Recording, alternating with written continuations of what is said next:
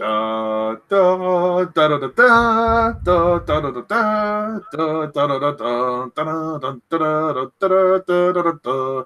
Hello, Star Wars fans, and welcome to a slightly belated uh, hangout reflection on the new Star Wars spin-off movie, Solo: A Star Wars Story, directed by Ron Howard. Well, although many people, but Ron Howard is the one who takes the credit, and starring Alden Ehrenreich as the young Han Solo. So I'm joined today with this motley crew: Alan, Harry, and Jack.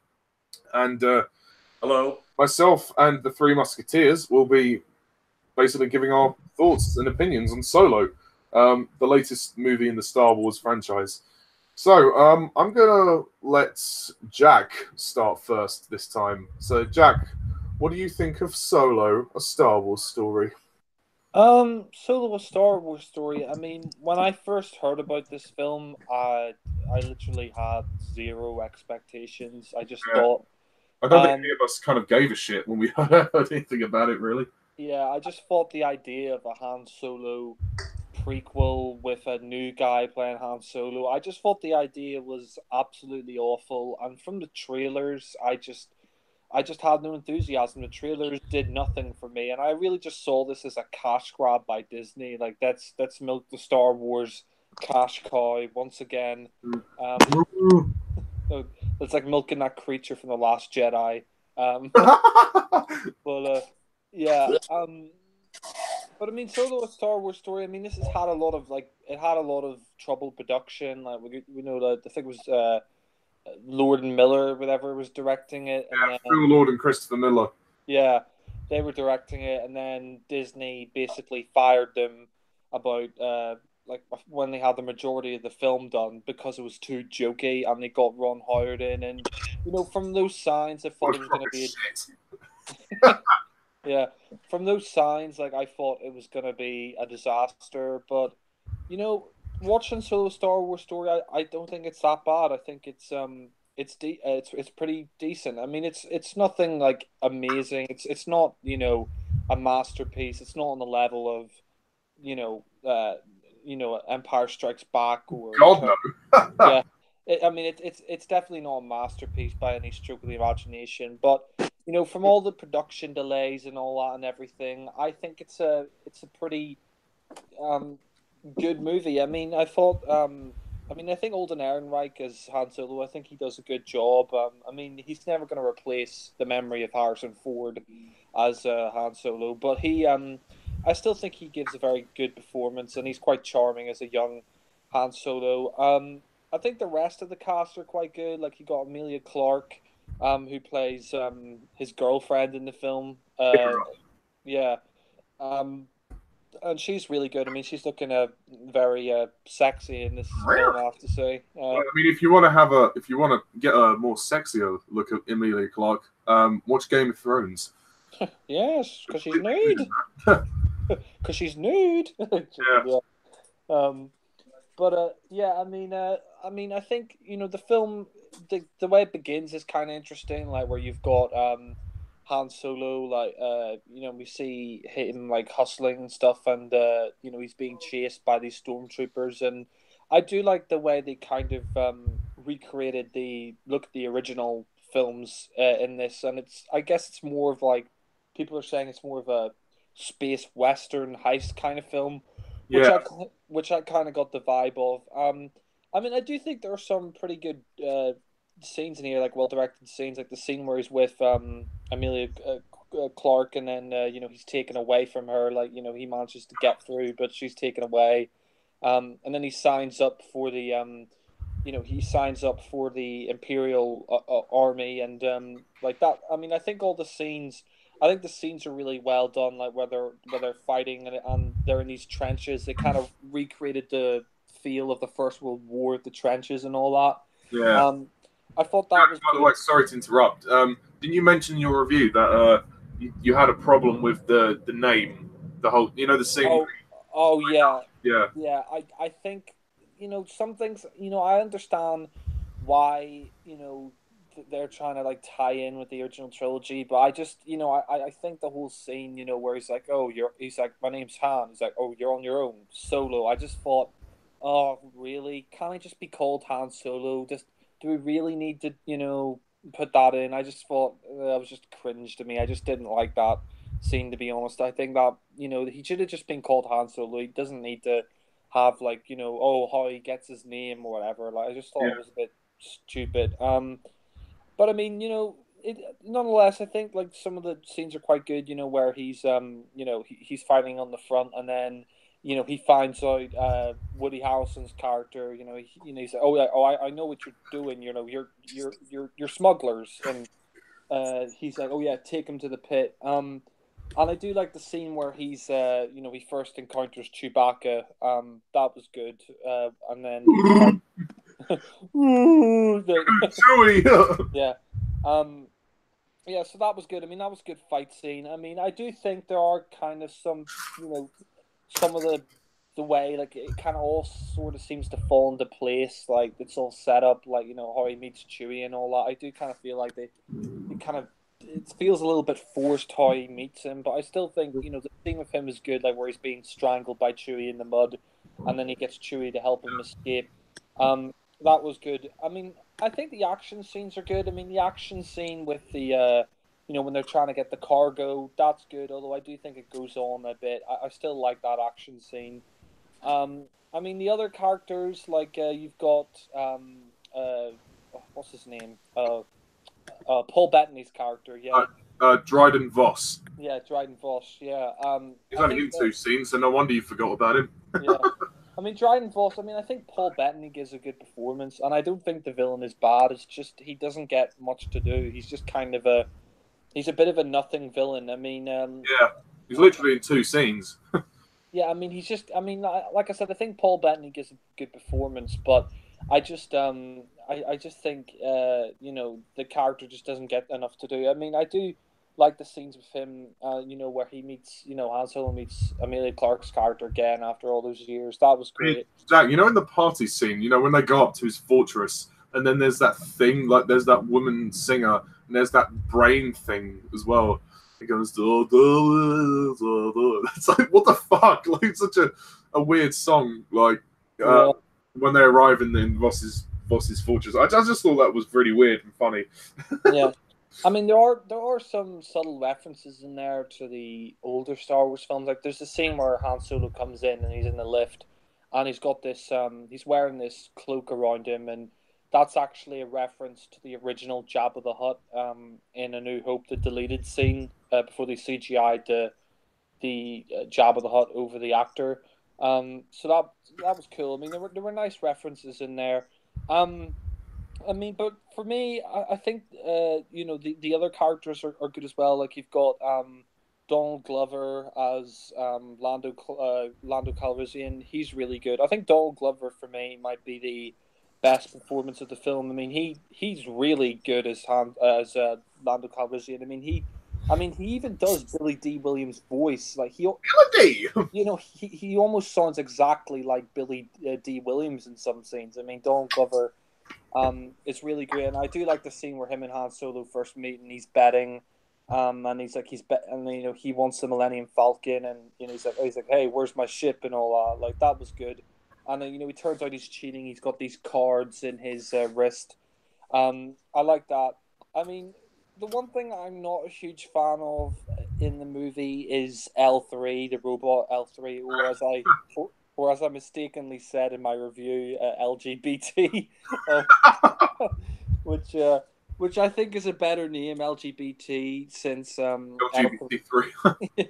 Yeah, since L3 just goes on about droid rights. I mean, to be honest, isn't it convenient that Phoebe Waller-Bridge was cast in the role? Yeah, I find it ironic.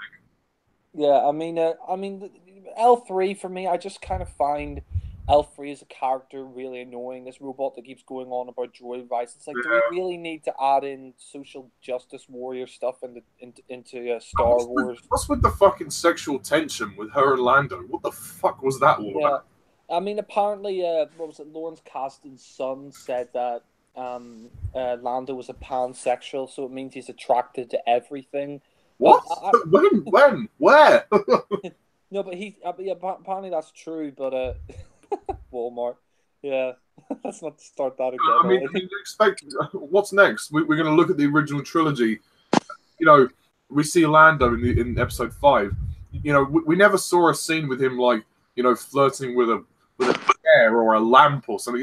It's ridiculous. Yeah, I find that bullshit. I mean, like when we see him in The Empire Strikes Back, the only one he's attracted to is Leia. I mean, I'm sorry, but I don't buy Lando being a pansexual. I just think that's a stupid plot point that they had to add in there just to, fill the quota boxes.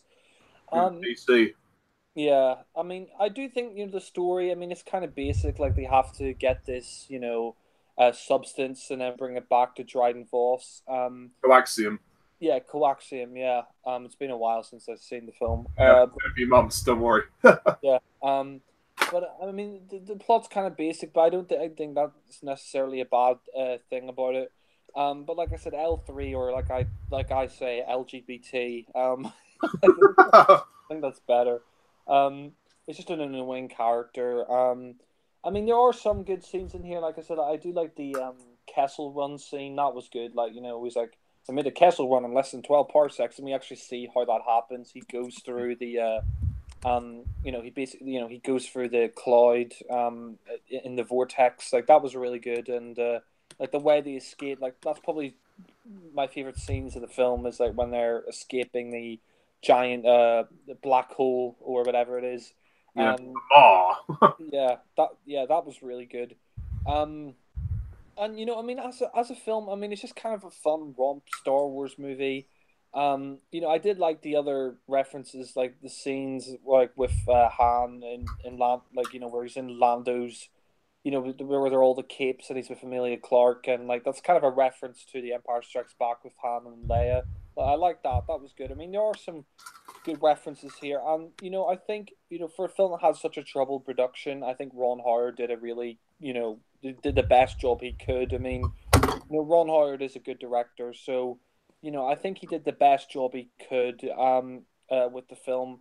And I did like the ending of the film as well. That was quite good. Like where you've got the scene where the Millennium Falcon lands and they're encountering these people.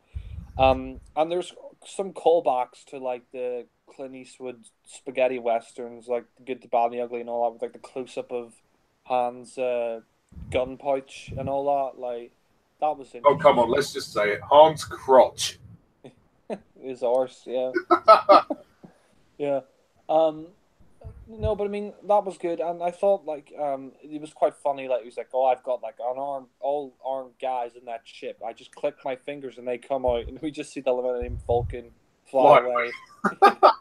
Yeah, I mean it is quite a funny film, I will say, and I do think Alden Ehrenreich and Chewie get Han Solo and Chewie get a lot of good scenes in it. I agree with you, and I think that after The Last Jedi, which was considered sort of a darker film, I think the humor was definitely a nice change. Like tonally, it was very different to The Last Jedi, which like a lot of people who like this film have said that they prefer.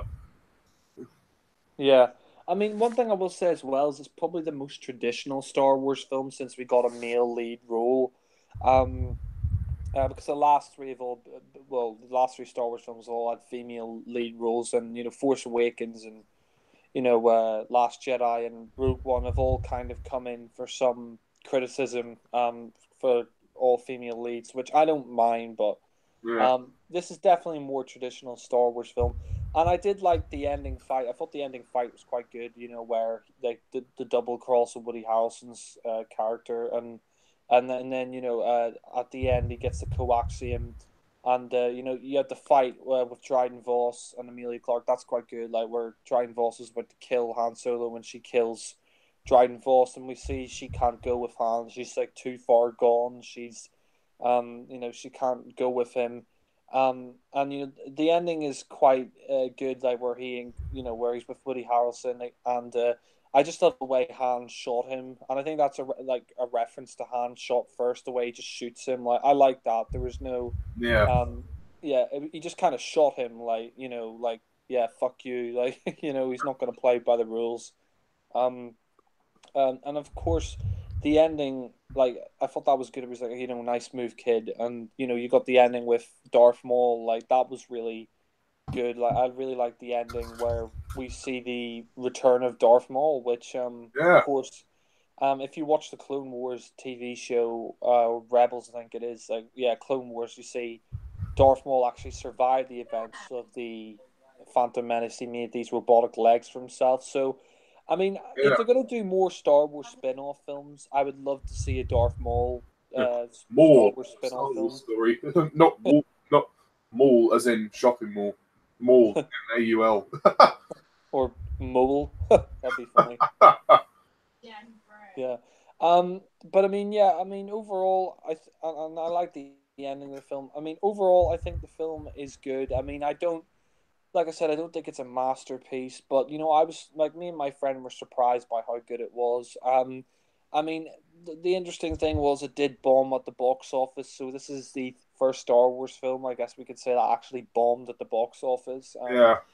And I think, to Jack, be honest, would you say that you would have preferred it to be released at Christmas? And do you think it would have made more money if they released this at Christmas? yeah, I think you're right. I think Disney made a really stupid move releasing this only 6 months after the Last Jedi. I mean, people are already burnt out by the Last Jedi, and then releasing this less than half a year later in May, I just think was a completely wrong move. I mean, and then also it came out during the same month as Deadpool 2 and the Avengers, which both made more money. So if they had delayed it till Christmas, they wouldn't have had much competition, and it would have made more money, I think. And also, I just think people weren't interested in a solo film. Like nobody had any interest in a solo film. But um, I mean, I'm kind of glad in some ways it bombed at the box office. So maybe it'll give Disney maybe it'll give maybe it'll give them a message that they won't do any more solo films, because apparently they planned a trilogy. um, uh, but I've also heard that apparently they're not going to cancel a solo trilogy because it's already in the contract for 3 films. So I don't know. I mean, maybe we will get more solo films. Maybe we won't. But to be honest, I'm fine with one solo prequel. I don't need a trilogy of solo films. And overall as a film, I think it was much better than I thought it was going to be. I mean, it's not a perfect movie. Don't get me wrong. It's just, as a Star Wars film, it's just kind of a take it or leave it film. It doesn't really add anything to the series. It doesn't add anything new. It's a fun, it's actually kind of different to some of the other films because the other were more epic. Was more of, like you say, like a fun heist movie. And actually, you're right about the ending. Like the end actually kind of sets up for A New Hope because they mention, oh, there's something on Tatooine, so Jabba the Hutt. They kind of reference Jabba the Hutt. So in a way, that's it. We're all set for episode 4. We don't really need anything else. But oh well. Well, I suppose he's still a bit too young at this point, but yeah. So if I have to give it a rating out of 10, I'm probably going to give Solo: A Star Wars Story a 7 out of 10. Nice. Okay, so moving on to Alan. Hello there. Yellow. Hello. Okay, you can hear me, yes? Yes. Okay. Solo. Solo. I'm right here, Java. Solo. Solo, a Star Wars story. Yeah, well, let me be the latest in a long line of people who have already said that this was a Star Wars movie that nobody asked for. Nobody was all that jazzed about a young Han Solo movie. I don't think any of the fans were going, wow, I just got to know what happened to Han Solo in his early days. I hope they make a movie about it. I think initially I think Jack has a point that it was probably a cash grab Star Wars movie and milking the cow and all of that. And then, of course, we heard the reports that there was problems behind the scenes, with the first 2 directors, and then they got fired, Lord and Miller. It's worth noting, though, that they're the 2 guys who worked on the Lego movie. So I can only say to Kathleen Kennedy, I mean, what did you expect when you hired the guys who did the Lego movie? Of course, they're going to try to make a funny movie. I mean, at the end of the day, I don't see the issue because Han is meant to be a funny character. you know. Yeah, but apparently they went a little overboard. That they also threw in a bunch of improvisation, from the actors, and they went off script, which is a no-no.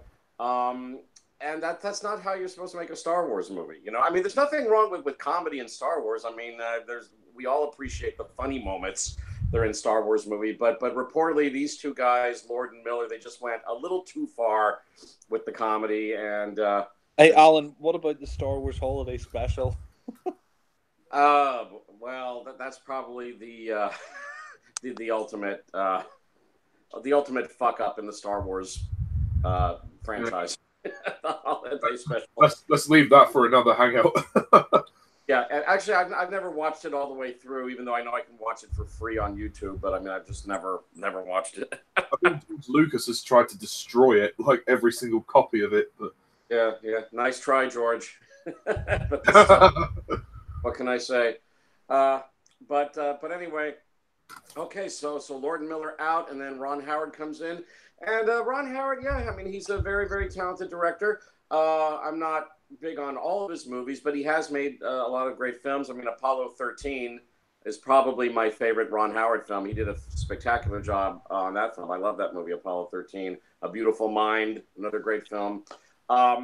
So he gets to do Solo. He gets to clean up the mess left behind by Lord and Miller. And although I'm still a little puzzled if any footage was still used from what Lord and Miller shot, it's hard to tell when I watch the movie. But for all we know, Ron Howard shot the whole thing over again from scratch. For all we know, I think he reshot some of it. I think some of it did stay, but I think. Do you think they should release a Lord and Miller cut or deleted scenes from the Lord and Miller cut? That would be interesting.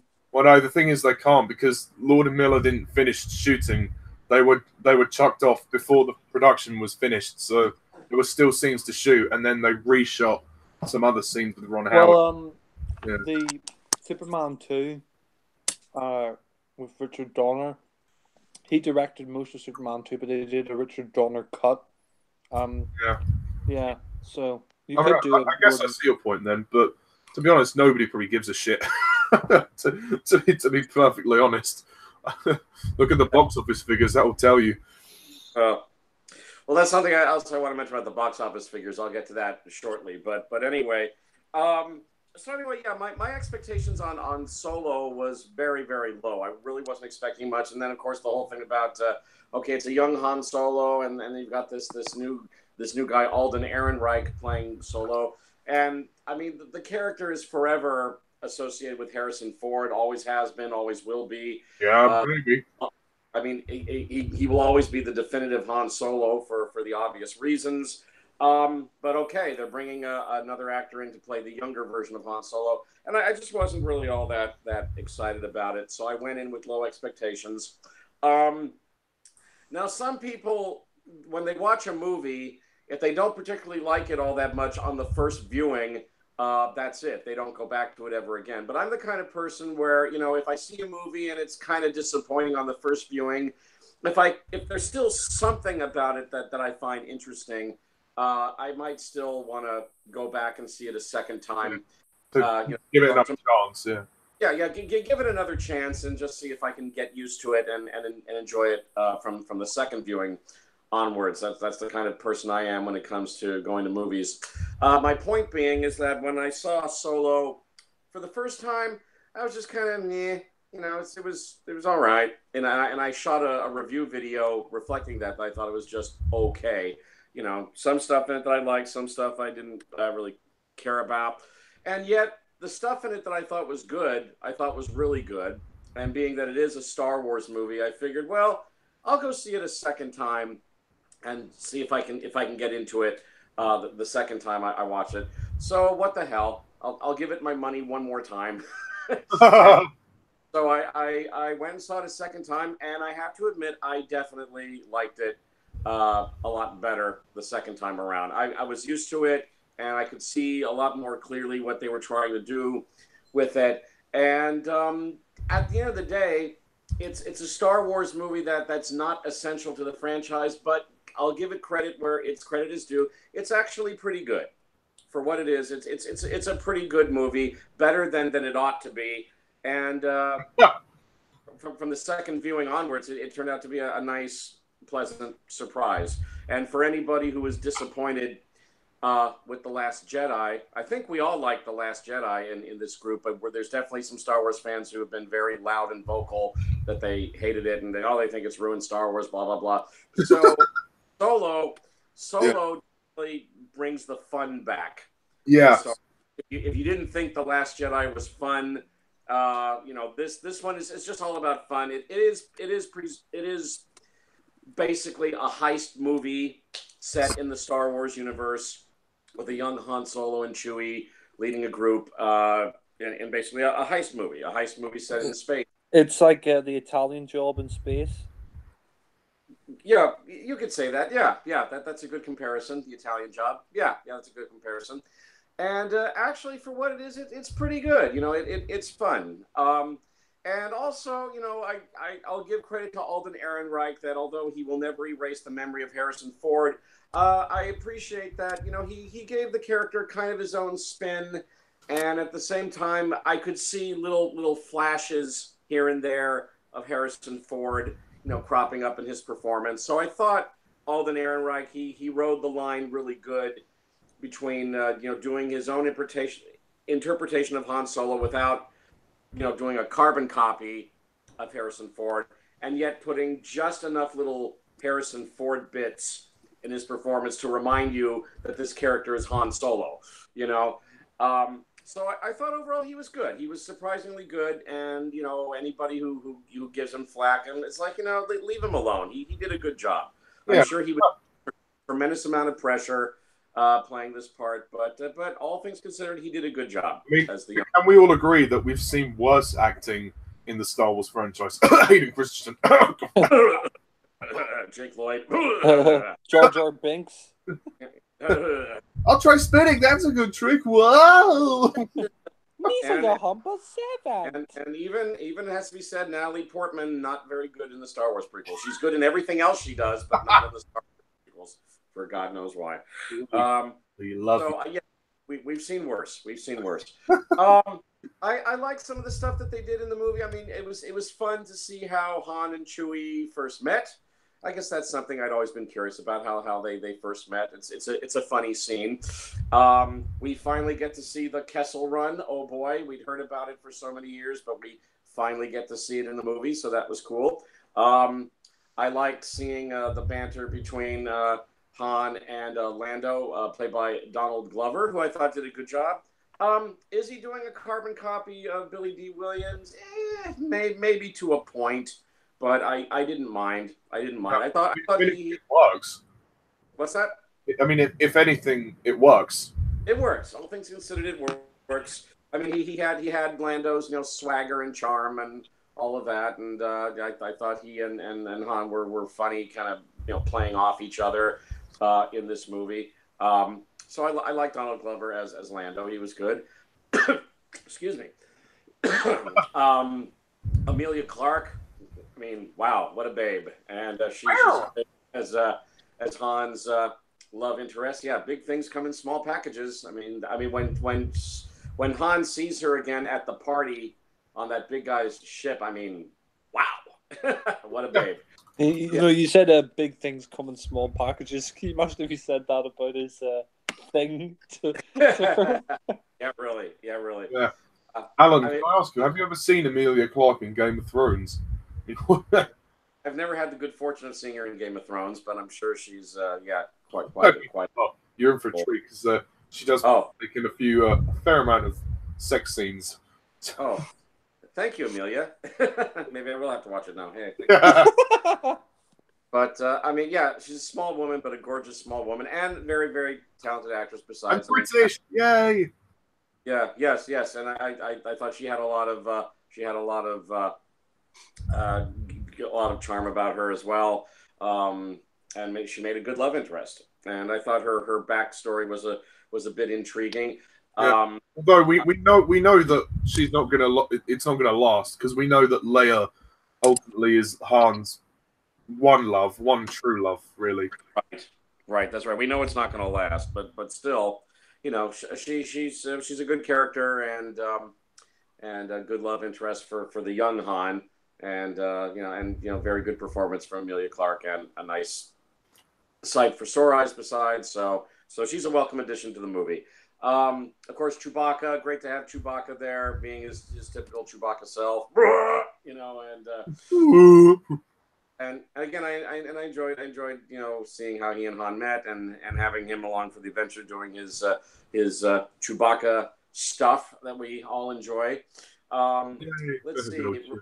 Now we come to hold on. Woody Harrelson, I also enjoyed as Han's mentor. Hadn't seen Woody Harrelson in a film in quite a long time, so it was great to see him in a film again, playing a really cool character. So I liked his performance in the film very much. Well, actually, he was in Planet of the Apes last year, War for the Planet of the Apes. He plays a ruthless colonel, but yeah. I still have to review that trilogy. That was part of our movie review swap agreement. Yes, yeah. My Logan's Run review is coming soon. Okay, and then I gotta watch the War trilogy for you, Ollie. So I will still get to that. Excellent. Looking forward to it. So yeah, I like Woody Harrelson in this movie too. He was very good. Of course, now we have to come to the L3 robot, the feminist robot L3. I accidentally said in my review LGBT, but I was talking about L3. Yeah, no, that's okay. That's okay. I mean, they may as well call the robot LGBT because of all the feminist stuff that she spouts. Yeah. And she doesn't shut up about it. She's always, yeah, equal rights for droids. Oh, yeah. I mean, you may as well have her say, I am woman, hear me roar, and sisters are doing it for themselves, and all of that stuff. Yeah. But I didn't mind the character so much. I mean, first of all, the animation on her, the motion capture work on her is terrific. I mean, I forget the name of the actress. Phoebe Waller-Bridge. Okay, thank you, Phoebe Waller-Bridge. Yeah, I mean, good performance and fabulous motion capture work. I mean, I thought that there was a real robot actually there. I mean, very, very photorealistic looking. I mean, the motion capture technology in films just amazes me. How they can just wipe out the original actor and replace him or her with a digital character of some sort. In this case, a very high-tech looking robot. Who's even though it's a feminist high-tech robot, but still, I thought the character was well animated. I thought the actress's performance was good. Yeah, the feminism spiel that the robot spouts gets tiring after a while, but then, as you know, the robot then gets destroyed. So yeah. She's not on screen for long, about 20 minutes, I think. Roughly, yeah. And then she basically gets blown up, and then her brain gets put into the Millennium Falcon's computer. Imagine she starts saying, "I don't like Gloria Steinem." Yeah, really. I was about to mention that ties in apparently to something we hear in A New Hope, where something that 3PO says, where when R2-D2 is plugged into the Millennium Falcon, and 3PO says, the ship is talking to R2 in a very familiar dialect, blah blah blah. So apparently it's L3 talking to R2. Apparently that's the connection. Is R2 a feminist? I don't think so. But apparently it's the way that the Falcon was able to communicate to R2 is because it has L3's brain inside it, and apparently that's the connection there. Well, when she's not talking about droid rights, she's flirting. Yeah, really. Lando. Yeah. Oh boy. Yeah. Really. All I have to ask is, where would he put his dick in a fucking robot? I don't get it.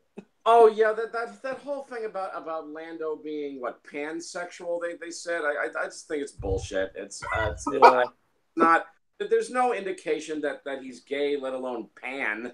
I think he always had something for the ladies. I mean that classic moment when he first sees Leia. Hello, what have we here? I mean, he wasn't attracted to C-3PO over Chewie in that movie. Yeah.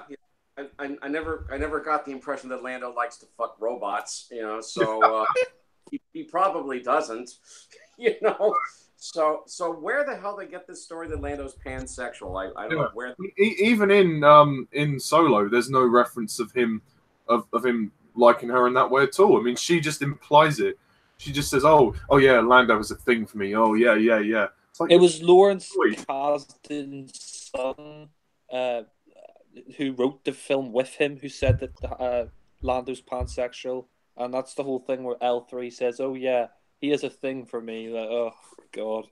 I mean, for all we know, L3 may have just been joking. She's obviously a very jokey kind of robot, so that just might have been a joke. Well, Lawrence Kasdan's son, who co-wrote the film, said he's pansexual, but I agree with you, Alan. It's bullshit. Like, What next? R2 and 3PO gay in a fucking civil partnership. Yeah.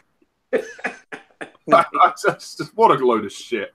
It's a load of shit. Yes, I agree. I mean, the character's all right. I'll give the character a pass because she gets blown up. So Yeah, doesn't last very long.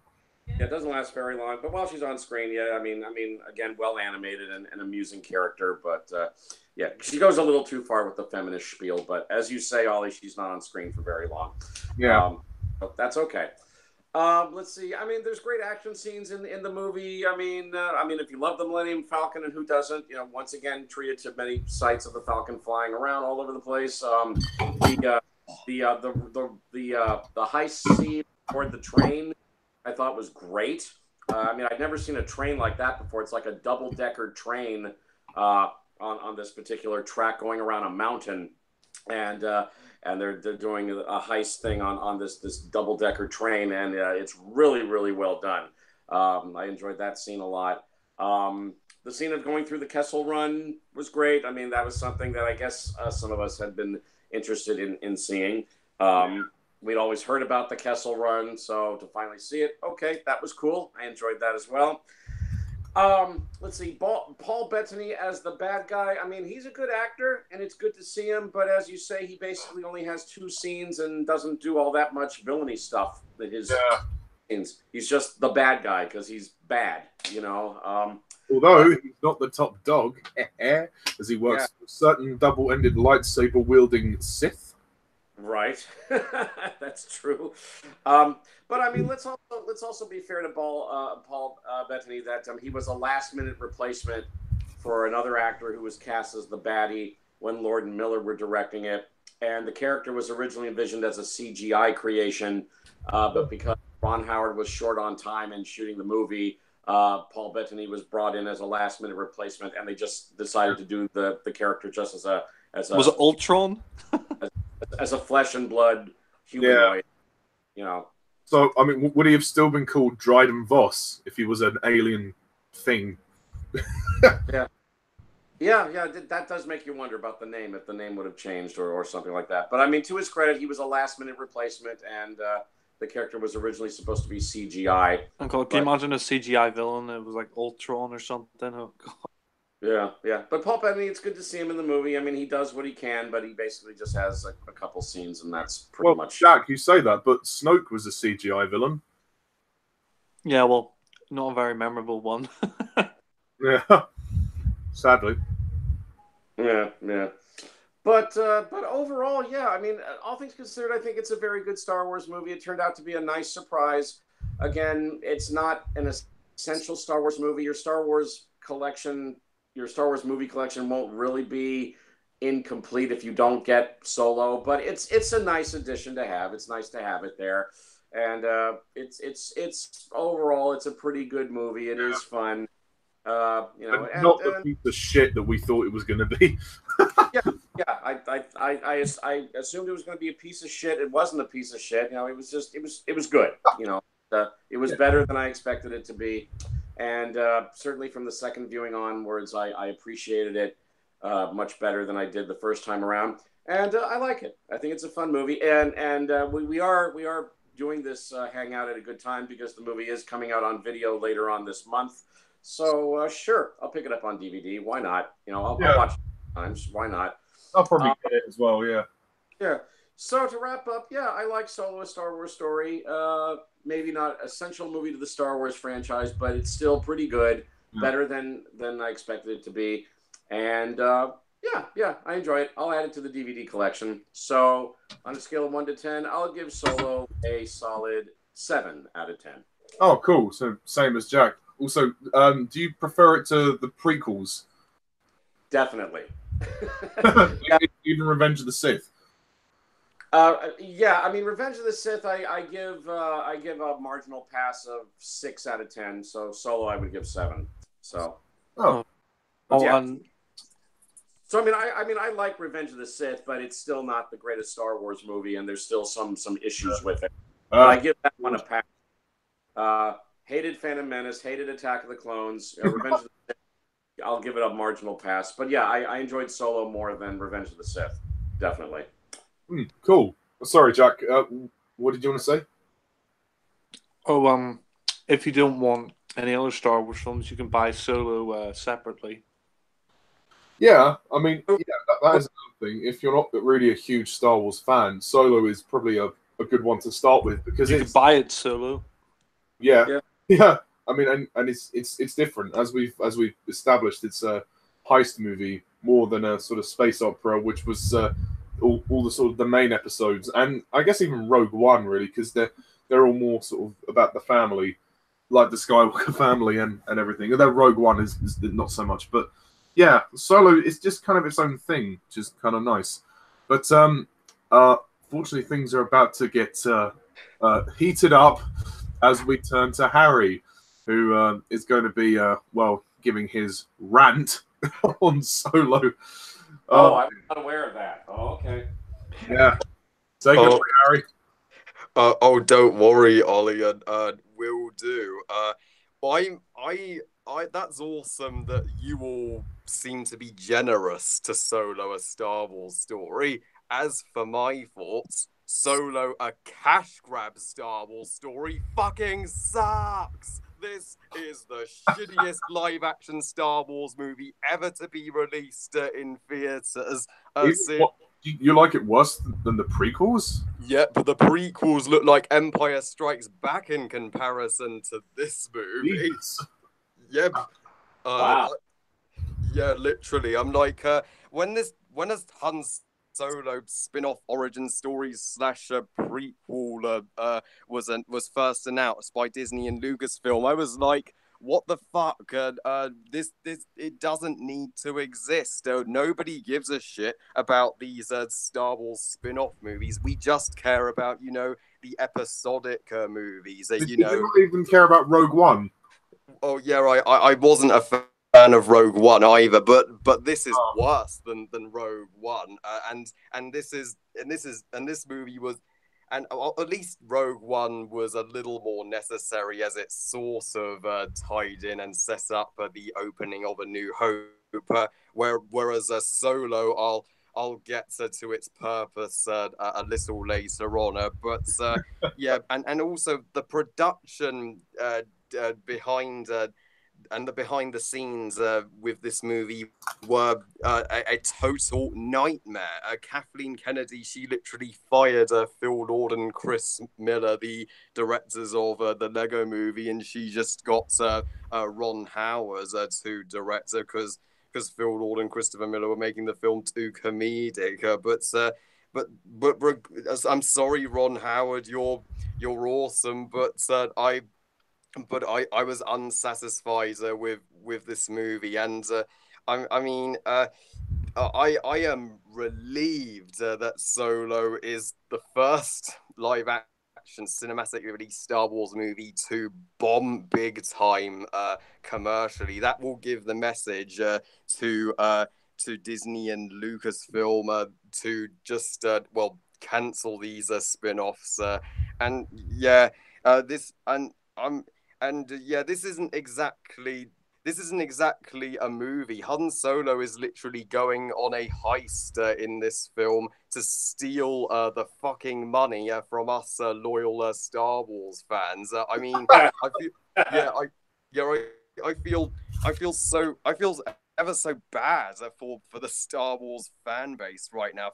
First, they were let down by the last. All heists involve money.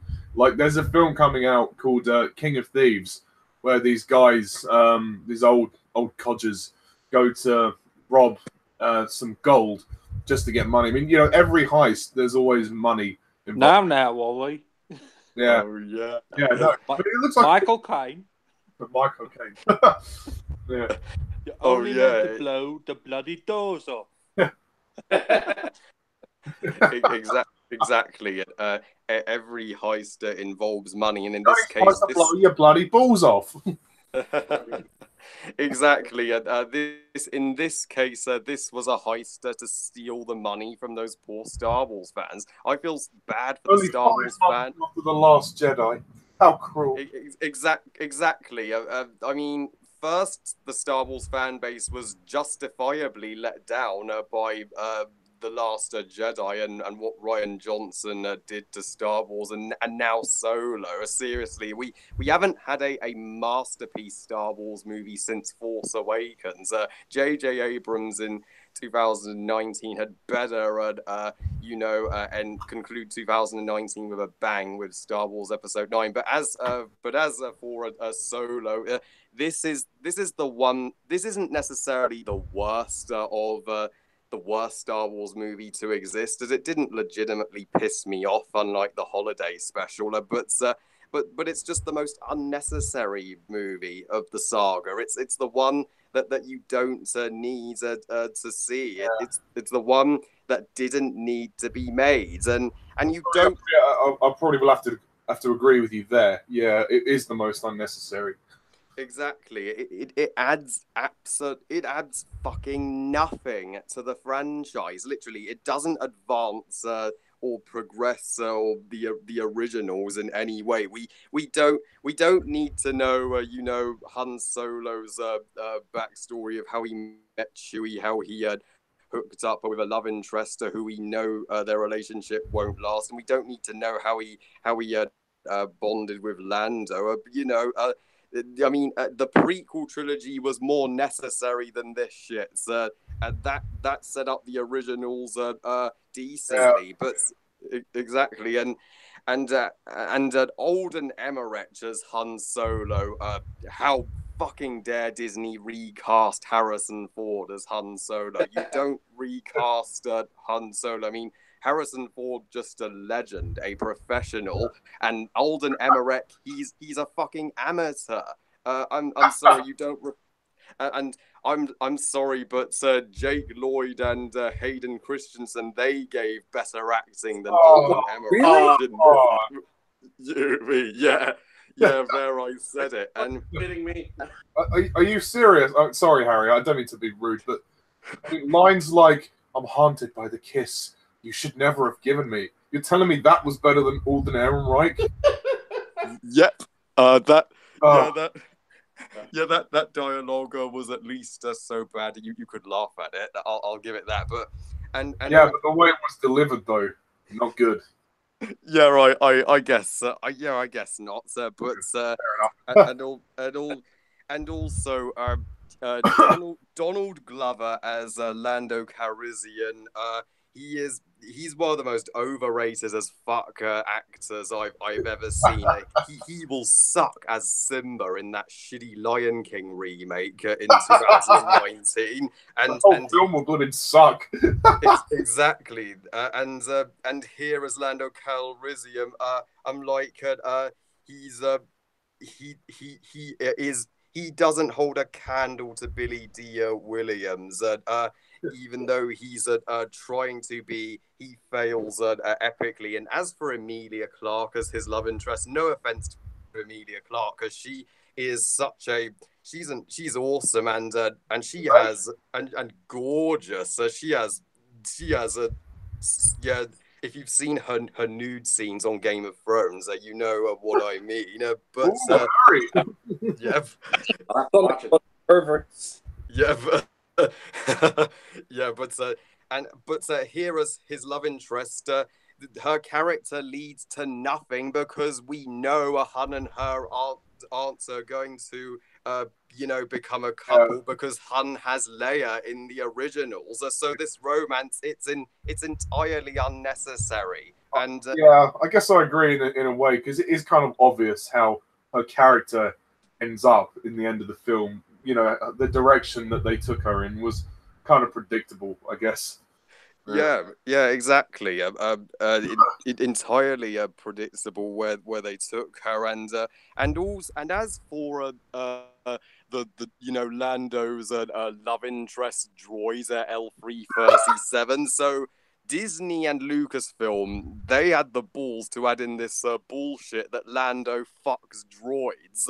What if he was so? There was no evidence that he was fucking 3PO and R2 in the originals, so he wouldn't fuck her. I don't think 3PO is programmed for that. No, not exactly. Let's just say he likes to put his screw in the wing nut, if you know what I mean, now. Know what I mean? Nudge, nudge, know what I mean? I mean, to be honest, you know, why do you think the Millennium Falcon rattles around so much in space?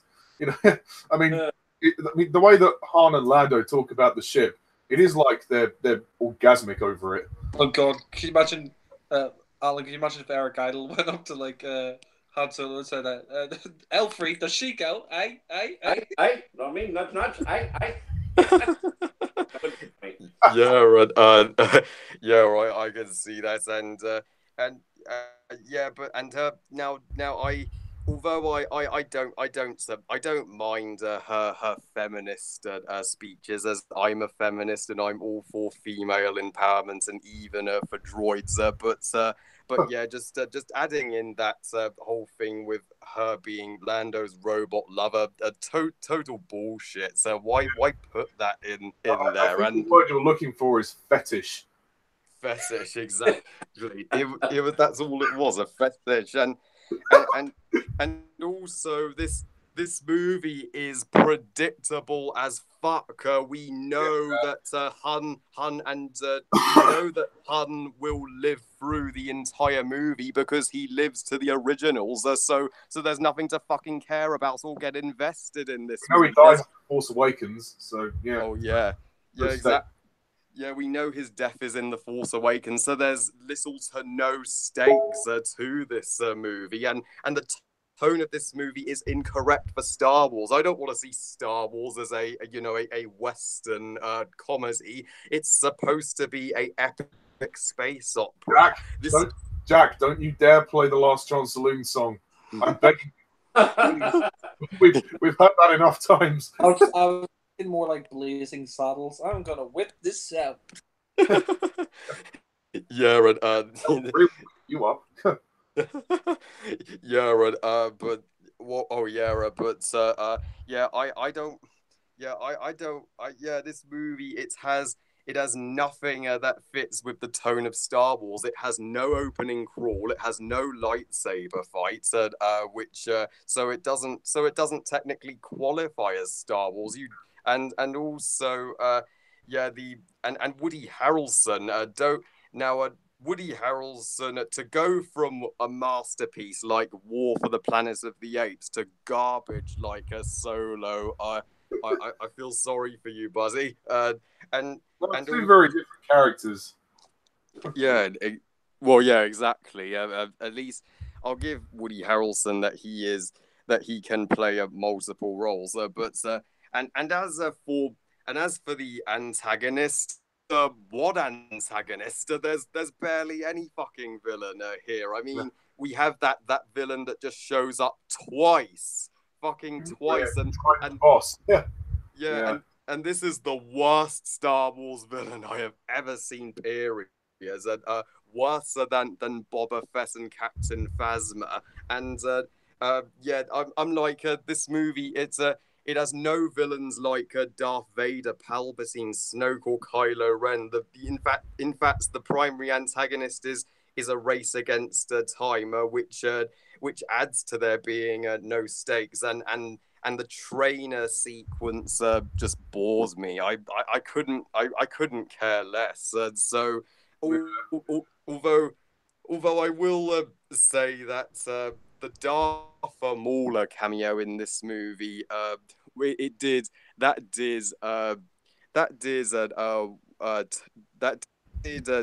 tie in decently to the Clone Wars, a TV show after the resurrection of Darth Maul. But I'm like, why not just have Darth Maul be the antagonist of this movie? He'd be more fitting than the villain we actually got. I'm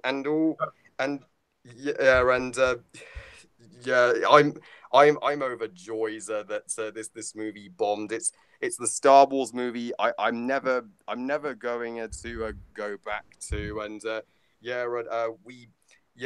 Mickey Mouse at Disney was and Lucasfilm was like, this movie would make a ton of money because everybody would be drawn to nostalgia and they want to see Han Solo's past. Well, Mickey Mouse, we showed you wrong, pal, because it goes to show. The Force ain't strong with this one. Exactly. The Force, exactly. The Force is extremely weak with this one. To wrap up Solo, a cash grab Star Wars story. Yeah, this is. I'd even say the shitty animated Clone Wars movie from 2008 is a better movie than this. At least that movie. Yeah, at least that movie has a more of the tone of Star Wars than this one did. I mean, it was still shit. Yeah. Yeah, but it was still a bad movie, don't get me wrong. But I'd rank this at the bottom of my Star Wars ranking, and it's certainly the worst of the Star Wars movies of the Disney era.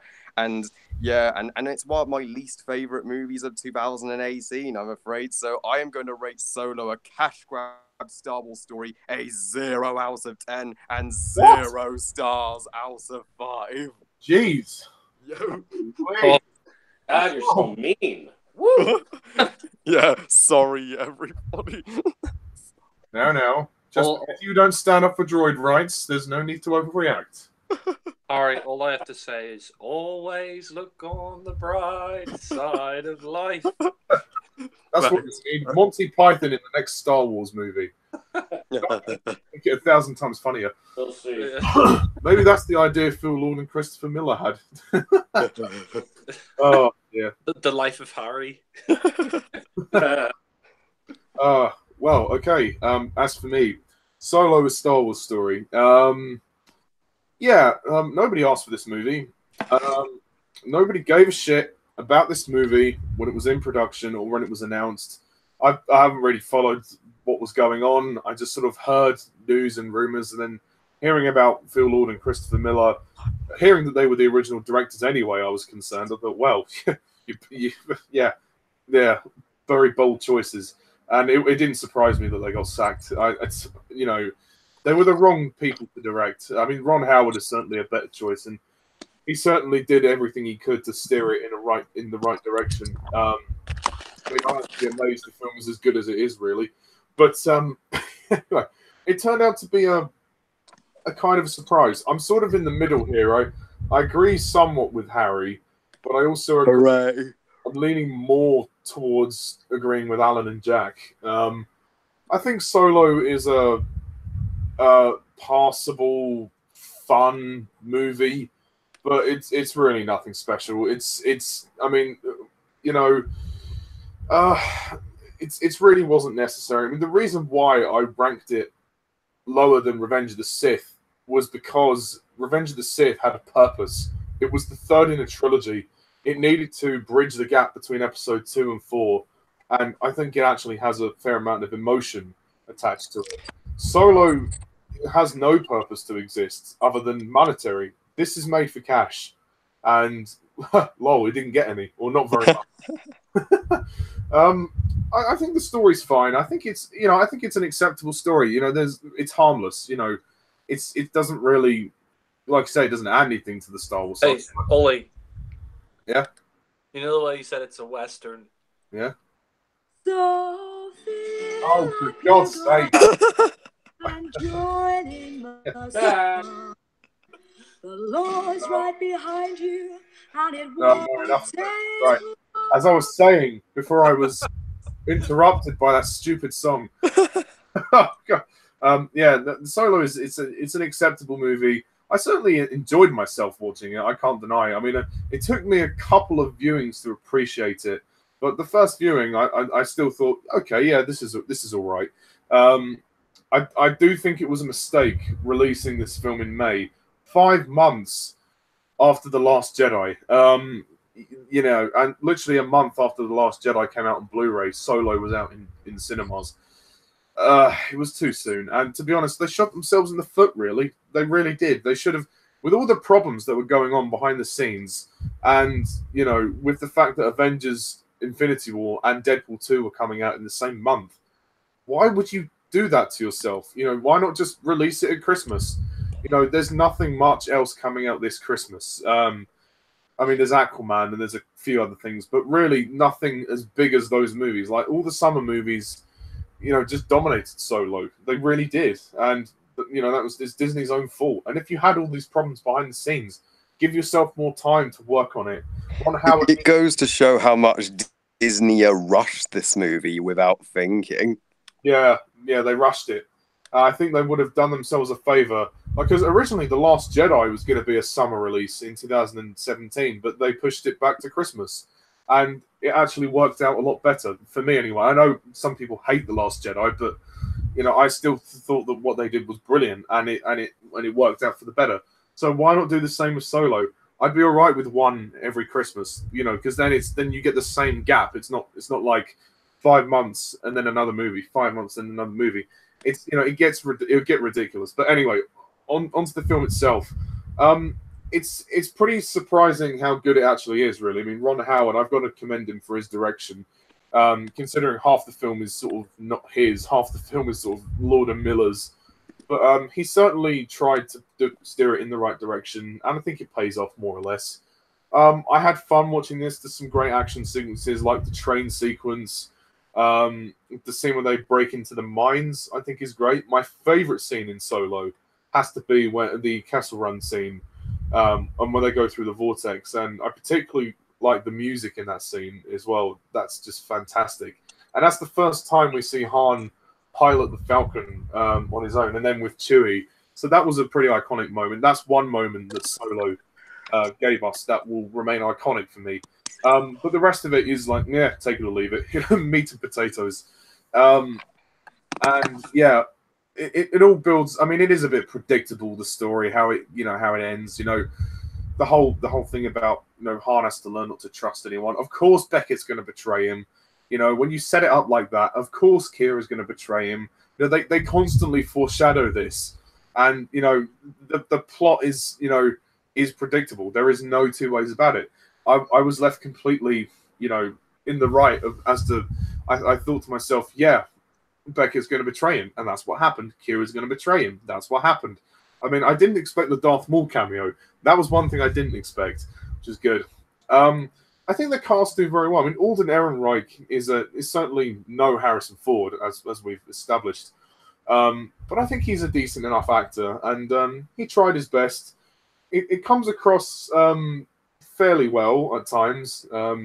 He tries to have the same charisma as Han, but trying to also do something of his own with the part. I mean, I think he does okay. You know, certainly tried his best, and he, you know, he worked for me. I don't think his performance is groundbreaking, but it's certainly better than I had anticipated, which is good. He comes across as a fairly unknown actor, so this will obviously bring him into a lot more focus. Whether it will launch him into stardom, I don't think it will quite do that, but you know, I give him a pat on the back. Emilia Clarke, as we have established, is an absolute babe, and you know, good actress too. So, and she does a good job as Kira in this movie, known only as Kira. It does make me wonder what was the point of the whole romance in the first place, because we know that Han is going to end up with Leia, and that they're going to have a son. So it kind of does make Kira's character kind of pointless, really, in terms of the romance. But yeah, I mean, it wasn't too bad, but you could see where it's going to lead. You knew it wasn't going to last. But I thought they had a fairly decent chemistry, which was good. You know, I mean, you know, beats Attack of the Clones any day. Yeah. Regarding Beckett, yeah, Woody Harrelson as Beckett, he was pretty good. I liked him because obviously we saw him in Planet of the Apes last year as the Colonel, and he plays a much darker character there. So it was nice to see him play sort of a different character this time. I think he's a good actor, a very, very talented actor, Woody Harrelson. Who else? Oh, Chewie. It's nice to see Chewbacca come back as always. It's no longer Peter Mayhew. It's another guy called Jonas Sumato, I think his name is. Same height, fairly same build. You would never notice it was someone else. But no, Chewie's good. Nice to see Chewie again. And as for the villain, Dryden Voss, he's nothing. He's nothing really. Paul Bettany tries his best, but Dryden Voss is in 2 scenes and 2 scenes only. He's a complete waste of a character, really. I mean, he's just this, rich guy who just wants money. That's it. There's no character there. He's a completely underwritten villain. It was cool to see him fight with Han at the end. They had a cool standoff. Like, it was great when he got out his knives. And the first time we see Voss, we know he's the villain because he kills somebody. So those knives are pretty cool. I mean, he's obviously like some kind of assassin, which is great. But yeah, he doesn't do much really. But don't worry for Paul Bettany. He's got Avengers to fall back on, so he's doing fine. Yeah, and I think that's all the characters. I mean, there's a couple of other characters that are wasted as well. Like there's this 4-armed creature who pilots a ship. He's on screen for about 5 minutes and then he dies. Thandie Newton's character, who is the girlfriend of Woody Harrelson, she dies after being on screen for 2 minutes. And then we have, of course, L3, the feminist droid. Oh god, I mean, L3 is. I don't know. I mean, I don't blame Phoebe Waller-Bridge for this, but I find L3 to be really annoying. She's just a character that was so unnecessary, and I mean, the whole feminist thing. It was just completely tacked on just so they could say they were being PC. It just really didn't work for me. I was quite pleased when L3 died. Don't want to sound morbid, but I was glad when L3 died because L3 was really getting on my nerves. Like every time it was like, oh yay, droid rights, oh, and then I think Lando's asked her a question. He's like, oh, what do you want? She's equal rights. Oh, God's sake. Kathleen Kennedy's obsessed with feminism. Yeah, I can tell. I don't mind having like the female leads in the new trilogy and also Rogue One. I'm fine with that because they're not spouting off feminism. It's the fact that L3 is basically a propaganda piece for feminism. That's what pisses me off. I mean, the motion capture work is great, and I think Phoebe Waller-Bridge tries with the performance, but it just comes off as really annoying. And this whole thing with Lando being pansexual, I don't get it. It's a load of bullshit. I mean, never, as I said earlier, in the original trilogy, there was never a sign that Lando was attracted to anyone or anything other than Leia. No other sign. I'm sorry. What next? Is he going to be attracted to Han in Carbonite? I mean, fucking ridiculous. That's how silly it is. Oh, but nevertheless, Donald Glover as Lando is good as well. He does a good Billy D. Williams impression, and he has some good chemistry with Alden Ehrenreich. So the cast are doing fine, and they're all enjoying themselves. I think the movie has a good, sort of sense of, it's a good fun. There's some great action. The visual effects are pretty good, and it's well lit. It looks, I mean, the production values show. I do find there to be some slight pacing problems in the middle. There's some slow scenes when not much happens, and also I think the third act drags on too long. I do think the movie's slightly too long at 2 hours 20 minutes. I think it could have been 10 minutes shorter. I think that would have worked better, but that's just me. I mean, overall, I was rather surprised by it. I can't say I was blown away, but I mean, it wasn't the piece of shit that I had envisioned it to be. I thought the music score was pretty good as well by John Powell. I mean, it was nothing groundbreaking, but it certainly worked for the film, and some of those classic Star Wars themes were there, and that was nice. And like I said, that scene when they have to escape the Maw or that black hole, that was pretty epic. That was a great sequence. I really enjoyed that. I'd probably buy it and put it in the collection, but yeah, I think it has a lot of problems, and you can tell where they struggled to make this film. So that mine sequence goes on for quite a while as well. That goes on for a long time. But yeah, I mean, overall, there's not much to say about it. It's just a completely unnecessary movie. Nobody asked for it. I think it would have been better if they'd given it more time and not rushed it out for May. They should have released it at Christmas 2018. Then it would have actually meant more, really, to me anyway. It would have been better because I would be more excited for it. I wasn't really excited for Solo because it had not been very long since The Last Jedi.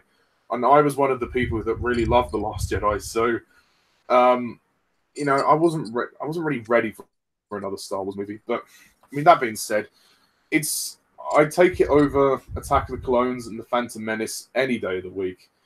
Slightly under Revenge of the Sith, but overall, it could have been worse. It could have been a lot worse. So I'm going to score this film a 6 out of 10. I'll give it a pass, but really, we didn't need it. So I could live without it, but oh well. So that's kind of it, really. That's our take on Solo, a Star Wars story. The next movie in the Star Wars saga will be Star Wars Episode 9, the currently untitled Episode 9, to be directed by J.J. Abrams and released next year in 2019 at Christmas. So, is there anything we all want to say about that before we close off? I'd say that I think it's very interesting that Episode 9 is in production right now and nobody seems to give a shit because of the fallout from The Last Jedi. It's like, oh, they're shooting Episode 9. Yeah. It's like nobody's excited for it. It's like, eh. Yeah, and as well, time, yeah. But at the same time, I mean, they have to finish this new trilogy. No ifs, ands, or buts. I mean, the story isn't finished yet. They have to give us Episode 9 no matter what. So, hopefully it's going to be really good. Hopefully for everybody who was not happy with The Last Jedi, hopefully Episode 9 will make up for it. I mean, I like The Last Jedi, for the record. I mean, I at the same time, I understand people's criticisms of it, but I happen to like the movie. It's nice to know that the other folks in this group also like the movie too. Yeah. I don't think it's as bad as everybody says it is, but I guess that's for another hangout. But Episode 9, I mean, yeah, they're shooting it right now. The script is done. They've already worked out how to get around the problem with Carrie Fisher's absence. That they're going to use unused footage shot from the previous 2 Star Wars movies, and it'll be interesting to see how they incorporate that. She's And not going to die then in the film. Leia's not going to die. She could still die, but we don't know yet how they're going to incorporate that footage. So I'm interested to see how they do it. But apparently they've got it all worked out, and I'm interested to see how they wrap up the whole story. And who knows? Maybe when people finally see Episode 9, the fans who hated The Last Jedi, maybe they'll appreciate The Last Jedi a little bit more when they finally see how Last Jedi and Episode 9 connect with each other. Because the thing with The Last Jedi was that the story was twisting and turning so much, and it went in weird directions. It was trying to surprise the audience, and I think too much of that affected the fans. And then when the revelations came, they didn't. Yeah, they weren't pleased. But hopefully, some of that is going to be they might be reworked in Episode 9, like the whole stuff with Rey and her parents. I think that's going to be rectified in Episode 9. Right. I mean, for all we know, Kylo Ren might have been lying when he said parents were nobody. He might have been lying to her. So we'll see how that all pans out. I'm willing to give Episode 9 a chance. I'm looking forward to seeing how they wrap up the story. So I for one am looking forward to it. Yeah. Harry, what about you? Are you excited for Episode 9? Yeah, but I'm one of those Star Wars fans that, as somebody who liked The Last Jedi but was underwhelmed by it at the same time, I'm like, Episode 9 to the fans is the new hope that Star Wars will be restored to its former glory after all of the shit that it's been through.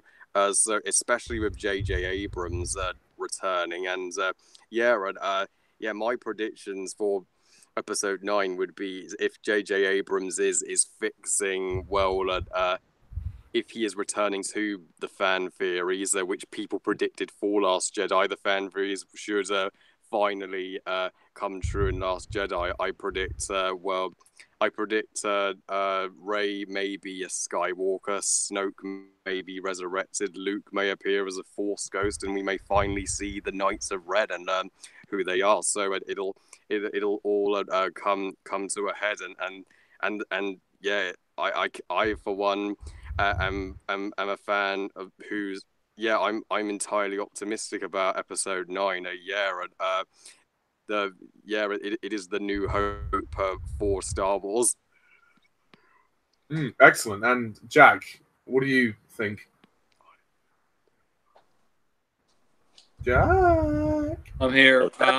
Yeah, I think, to be honest, I don't really know that much about Episode 9 at the moment, and it's still a long time away. But J.J. Abrams directing again, I don't think that's a bad thing. But I, for one, wasn't disappointed by Last Jedi, so I don't know. I mean, hopefully it's not a rip-off of Return of the Jedi or Empire Strikes Back.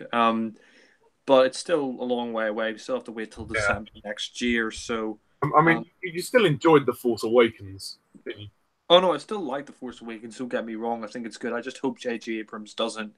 He has this thing of just copying other movies, like The Wrath of Khan and with Star Trek Into Darkness and A New Hope with The Force Awakens. So hopefully he's a bit more original with the script this time. But I mean, he's a good director nonetheless, so I'm sure it'll be in good hands. So that's all I really have to say. Yeah. Wow. Okay. That pretty much is it, folks. Is there anything anybody else wants to say before we finish? Actually, there was one thing I wanted to mention that I forgot to mention earlier regarding Solo's box office take. How everybody seems to be calling it a flop at the box office. Actually, I mean, the movie still managed to make over $200 million here in the States, which for any other movie is pretty darn impressive. But because Solo has the Star Wars name stamped on it, everybody says it's a flop. I would say maybe at worst it's a box office disappointment by Star Wars standards, but I wouldn't call it an out-and-out flop. It still made money. It's the lowest grossing Star Wars movie. Yeah. Would you say it just broke even?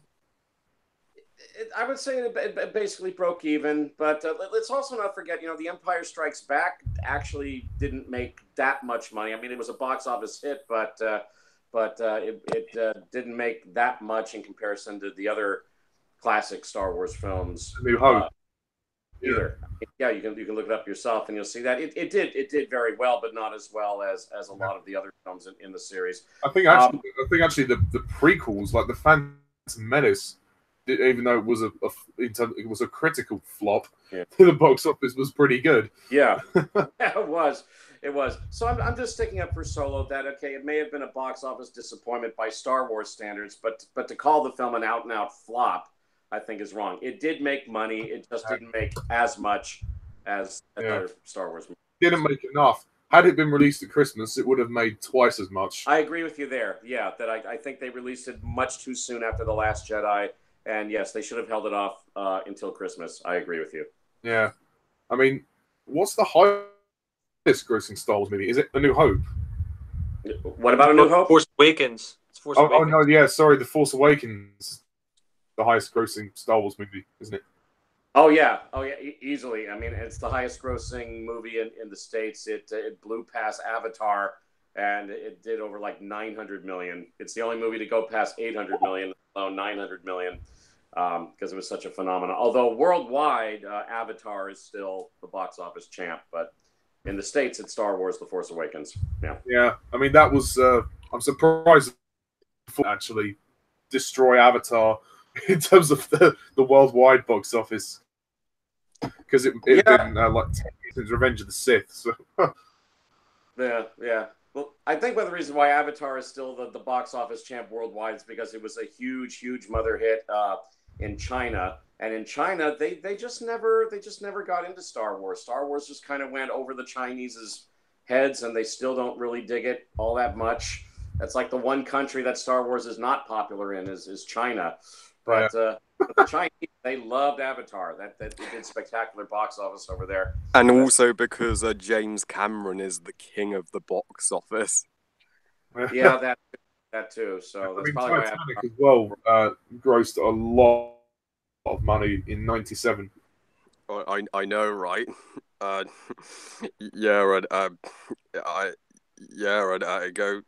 Yeah, Titanic at the time was the first movie to ever gross $1 billion and join the $1 billion club. And James Cameron is still undefeated in terms of the box office.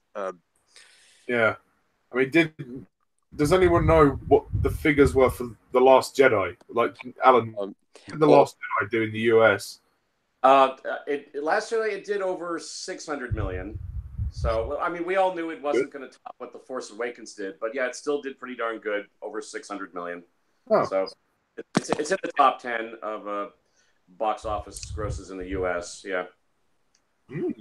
Although I think Black Panther outgrossed Last Jedi because it did 700 mil. But yeah, Last Jedi, it still did really well. Nice.